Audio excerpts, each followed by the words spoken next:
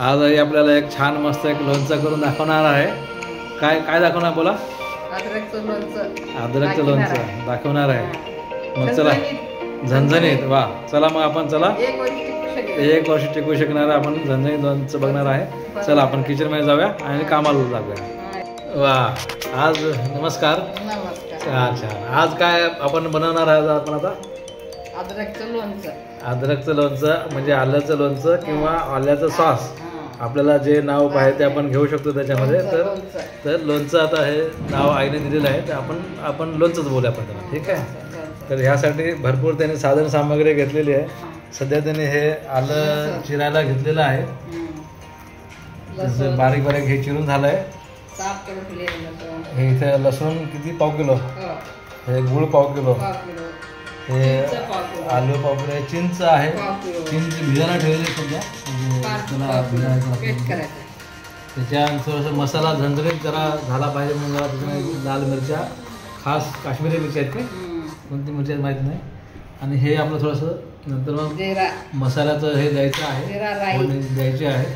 तर जिरा, राई आणि चण्याची डाळ अशी साधन सामग्री घेतलेली आहे. तर ही साधन सामग्री घेऊन आता आपण एक लवकरच झणझणीत चमचमीत लोणचं बनवायचं आहे, जे आपल्याला जेवणासाठी, डब्यासाठी, इतर कामासाठी वापरता येईल. चला लवकरच बघूया आपण. वा वा वा. तेल तापायला ठेवलेलं आहे. गॅसवर जरा तेल गरम करायचं ठेवलेलं आहे. त्याच्यानंतर हे फोडणी देणार आहे त्याला. हे टाकले, मोहरी टाकले.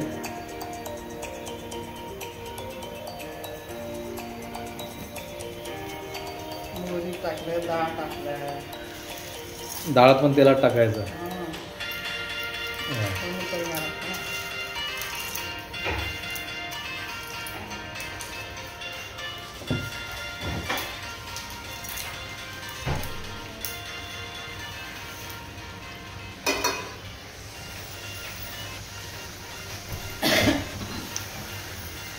छान त्या सर्व साहित्याला जरा मस्त गरम करून घ्यायचं आहे.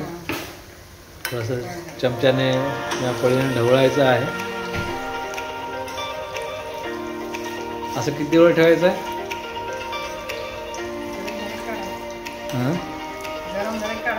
गरम होईपर्यंत ठेवायचं आहे. सोबत हे मिरच्या पण यामध्ये टाकलेलं आहे. फोडणीमध्ये मिरच्या पण टाकलेला आहे. आणि मिरच्याचा सगळं ते तिखटपणा त्या सगळ्याच्या उतरेल, बरोबर ना? म्हणून ती मिरची आताच टाकून द्यायचं आहे.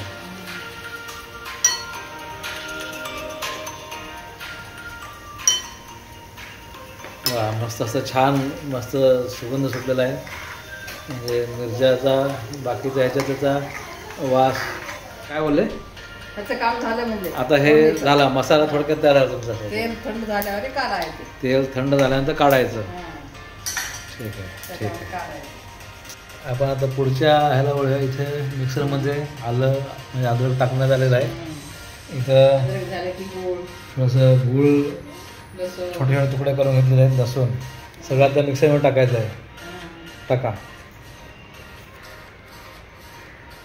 हे आलं उरलेलं आलं टाकलं आहे. एक एक गोष्ट जी आहे मिक्सर.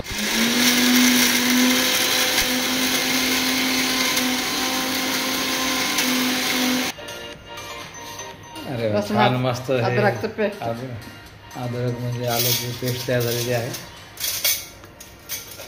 छान. ही लसूण पेस्ट.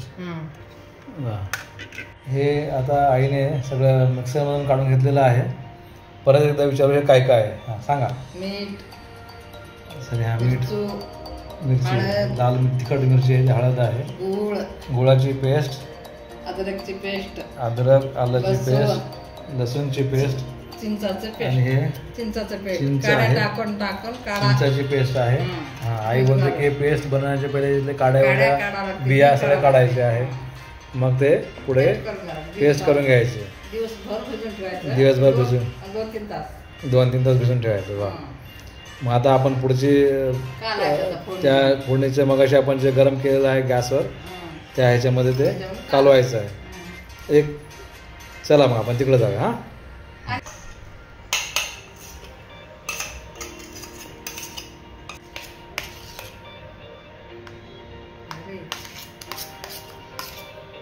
हां आता हे जे सगळे आपण पेस्ट घेतले आहेत सगळं काढून सगळं परातीत ओतून घेतलेलं आहे. आणि हां मीठ मिरची हळद चिंचाचं पेस्ट हे सगळं परातीत घेऊन चांगलं मिक्स करायचं एकदम चांगलं कालवायचं एकमेकात मिसळून गेलं पाहिजे मिसळल्यावर मग थंड तेल झालं की टाकायचं. एकजीव झालं पाहिजे सगळं हे. मूग लागते आंबट गोड पाहिजे हे सगळं. आंबट गोड आंबट चिंबट गोड आंबट चिंच मीठ तिखट लाल तिखट पण टाकलेलं आहे झणझणीत थोडंसं. लसण आलं त्याचं पण आईने विचारलं संध्याकाळी हे जेवायचं आहे मस्त. आपण जेवताना आहे पण त्याचा स्वाद घेऊया किंवा झाल्यानंतर थोडंसं आपण बघूया स्वाद याचा. आताच वास त्याचा मस्त छान सुटला त्याला त्याचं एक अलग एक गंध येतो सुगंध छान येतो असं. हे काय सगळं आपण मगाशी तेल जिरे हां फोडणीचं तेल सगळं हे तडका मगाशी आपण जे तडका दिलेला आहे ते सगळं ह्याच्यामध्ये या परातीमध्ये ओतून चांगलं छान कालवायचं एकजीव करायचं मस्त.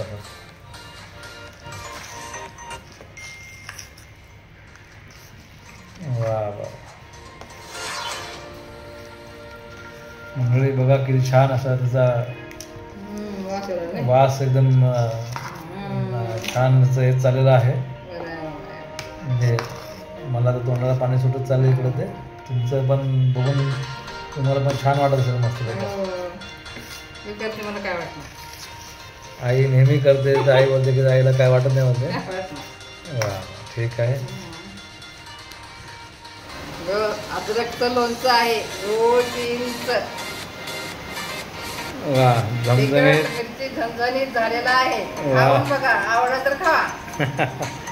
आईने हे डिक्लेअर केलं आता छान एकदम मस्त हे आहे. थोड्याने आपण त्याचा आपण आनंद घेणार आहोत. आणि ही बरणी आहे या बरणीत आपण ते भरणार आहोत. हे किती दिवस चालेल? एक वर्ष पण राहू शकतं. 1 वर्षामध्ये काय घेणार आणि जेवढं जास्त दिवस मुरेल तेवढं चांगलं राहील. जेवढं जास्त दिवस मुरेल तेवढं ते चांगलं राहणार.